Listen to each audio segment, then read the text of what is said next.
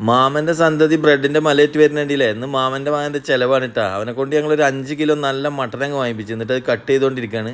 ഞങ്ങളിന്ന് നല്ലൊരു mutton stew ഉണ്ടാക്കാനുള്ള പരിപാടിയാണ്. അപ്പോൾ അതിലേക്ക് നമുക്ക് കുറച്ച് ഉരുളക്കിഴങ്ങും ക്യാരറ്റൊക്കെ ആവശ്യമുണ്ട്. അതും കട്ട് ചെയ്തുകൊണ്ടിരിക്കുന്നുണ്ട്. നല്ല വെട്ടി വൃത്തിയാക്കിയ മട്ടൻ നന്നായിട്ട് ക്ലീൻ ചെയ്തിട്ട് നമുക്ക് കുക്കറിൽ വന്നിട്ട് അടിച്ചെടുക്കണം. നമ്മുടെ റൂമത്തെ മമ്മൂക്ക ഞാനായതുകൊണ്ട് പയ്യന്മാരെല്ലാവരും കൂടി റിക്വസ്റ്റ് ചെയ്തതിൻ്റെ പ്രകാരം നമ്മൾ കളങ്കാവിലത്തെ മമ്മൂക്കാൻ്റെ ആ ഒരു സിഗരറ്റ് രംഗം ഒന്ന് ജസ്റ്റ് ആക്ട് ചെയ്ത് നോക്കിയതാണ് കേട്ടോ. അപ്പോൾ ഇനി നമ്മൾ വെട്ടി വൃത്തിയാക്കിയ മട്ടനിലേക്ക് നമ്മൾ എന്ത് ചെയ്യാണ്, കുറച്ച് കുരുമുളക് പൊടിയും ഉപ്പും വെള്ളം ഒഴിച്ചിട്ട് ഒരു 8 വിസിലിന് വെക്കുകയാണ്. നമ്മളിവിടെ ആൾ കൂടുതലുള്ള കാരണം 2 കുക്കറിലായിട്ടാണ് നമ്മളിത് സെറ്റ് ചെയ്യുന്നത് കേട്ടോ. അതിനൊരു 6-7 വിസിൽ വരുന്നവരവിടെ വെയിറ്റ് ചെയ്യുക. ഇടയിൽ നമ്മൾ കുറച്ച് കശുവണ്ടി പരിപ്പ് വെള്ളത്തിലിട്ട് അരച്ചെടുക്കുകയാണ് കേട്ടോ. അപ്പോൾ കശുവണ്ടി പരിപ്പ് നല്ല തരിയില്ലാതെ അരച്ചെടുക്കാൻ നോക്കുക. പിന്നെ നമുക്ക് കുറച്ച് ഇഞ്ചി വെളുത്തുള്ളി പേസ്റ്റും ആവശ്യമുണ്ട്. അത് രണ്ടും സെറ്റ് ചെയ്ത് കഴിഞ്ഞതിന് ശേഷം നമ്മളൊരു വലിയ ചെമ്പ് വെച്ചിട്ട് അതിലേക്ക് കുറച്ച് ഗ്രാമ്പൂ, ഏലക്ക, പട്ട, കുറച്ച് വേപ്പില, പച്ചമുളക് എല്ലാം ഇട്ടിട്ട് നമുക്ക് എന്ത് ചെയ്യാം, കുറച്ച് സവാള ഇട്ടിട്ട് നന്നായിട്ടൊന്ന് വഴറ്റിയെടുക്കാം. വല്ലാണ്ട് ബ്രൗൺ കളർ ആവേണ്ട ആവശ്യമില്ല. പിന്നെ തക്കാളി ഇതിലേക്ക് എല്ലാവരും ആഡ് ചെയ്യാറില്ല, പക്ഷെ നമ്മൾ ചെറിയൊരു ഫ്ലേവറിന് വേണ്ടിയിട്ട് ഉപയോഗിക്കുന്നതാണ് കേട്ടോ. അതിൻ്റെ ഇടയിൽ നമ്മൾ കുക്കറിൽ മട്ടനൊക്കെ ശരിയായിട്ടുണ്ട്. നമ്മൾ ആ മട്ടനൊക്കെ എടുത്തിട്ട് നമ്മൾ എന്ത് ചെയ്യാണ്, സവാള ഇതൊക്കെ വാട്ടിയിലേക്ക് ഇട്ട് കൊടുക്കുകയാണ്. 7 വിസിലടിച്ചപ്പോൾ തന്നെ നമ്മളെ മട്ടനൊക്കെ നല്ല പൂ പോലെ വെന്തിട്ടുണ്ട് കേട്ടോ.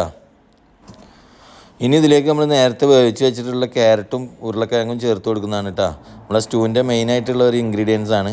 അതിൻ്റെ ഇടയിൽ നമ്മൾ ചെയ്യുന്നത്, ഇനി നമ്മൾ തേങ്ങയുടെ 2ാം പാലാണ് ഇതിലേക്ക് ചേർത്തിട്ടുള്ളത്. പിന്നെ അരച്ച കശുവണ്ടി പരിപ്പും നമ്മൾ ചേർത്തിട്ടുണ്ട്. എന്നിട്ട് ആവശ്യത്തിനുള്ള ഉപ്പ് നോക്കിയതിൻ്റെ ശേഷം നന്നായിട്ടൊന്ന് തിളക്കാൻ വിട്ടു കൊടുക്കുക. നല്ല വെട്ടി തിളക്കണം. എന്നിട്ട് വേണം നമുക്ക് തേങ്ങയുടെ 2ാം പാൽ ഇട്ട് കൊടുക്കാൻ. അതിൻ്റെ ഇടയിൽ നമ്മളെ മാമൻ്റെ മകൻ്റെ വക നല്ലൊരു മസാജും നമുക്ക് കിട്ടിയിട്ടുണ്ട് കേട്ടോ. ഇന്നത്തെ ചിലവ് മൊത്തം അവൻ്റെ കാരണം അവൻ്റെ പെടലിക്ക് തന്നെയാണ് എല്ലാം ഇടുന്നത്. അപ്പോൾ നമ്മൾ 2ാം പാലും ചേർത്ത് നന്നായിട്ട് ഇളക്കിയതിൻ്റെ ശേഷം നമ്മൾ ഈ വരാനുള്ള ആൾക്കാർക്ക് എടുത്ത് വെക്കാൻ കേട്ടോ. രാത്രി ഡ്യൂട്ടി കഴിഞ്ഞ് വരുന്ന കുറേ ആൾക്കാരുള്ള കാരണം വേറെ വേറെ നമ്മൾ മാറ്റി വെച്ച് കൊടുക്കുകയാണ് എല്ലാവർക്കും ഉള്ളതും. അതിൻ്റെ ഇടയിൽ നമ്മൾ ബ്രെഡൊക്കെ എടുത്തിട്ട് നമ്മൾ എല്ലാ പാത്രത്തിലും മിക്സ് ചെയ്ത്, ഇവിടെ ഉള്ള ആൾക്കാർ ഒരു 5-8 ആളുണ്ട് ഇപ്പോൾ. അവർക്ക് എല്ലാവർക്കും കൂടി കഴിക്കാൻ വേണ്ടിയിട്ട് നമ്മൾ ഇവിടെ എന്ത് ചെയ്യാണ്, പ്ലേറ്റിങ് ചെയ്യാണ് കേട്ടോ.